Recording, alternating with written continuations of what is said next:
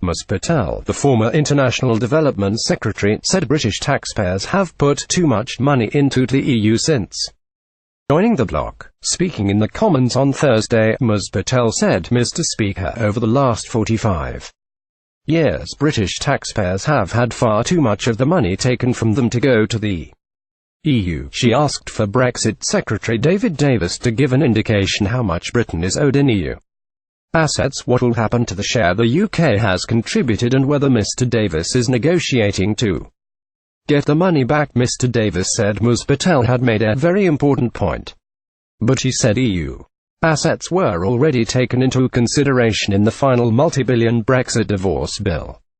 Parliament TV Brexit News. Priti Patel said British taxpayers have given far too much money to the EU. British taxpayers have had far too much of the money taken from them to go to the EU. Priti Patel, he said this was a component of the negotiation which brought the public claim down from £100 billion to £35 billion.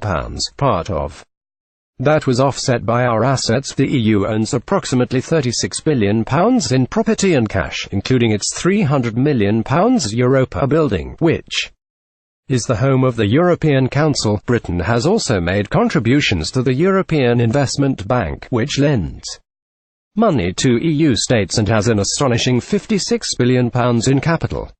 In total, it has been calculated that Britain, which contributes around 12% of the bloc's total budget, could lay claim to £58 billion of the EU's total assets. Tory MP Andrew Bridgen insisted the breakdown of the £39 billion Brexit divorce bill should be made clear to the public. He said there are other considerations to the multi-billion Brexit divorce bill that would make the final divorce bill substantially lower than £39 billion. Mr. Bridgen said there is likely to be around £23 billion of European Union infrastructure Britain has paid for and £8 billion invested into it. The European Investment Bank EIB, that is ours, that is to come back. Friday, December 8, 2017. Here is the 15-page Brexit deal in full, he told Express.co.uk.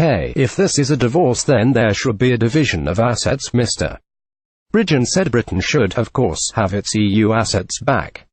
He said, if we are paying maintenance, we need to have our share of the EU assets, plus we need the money from the European Bank for Reconstruction and Development back.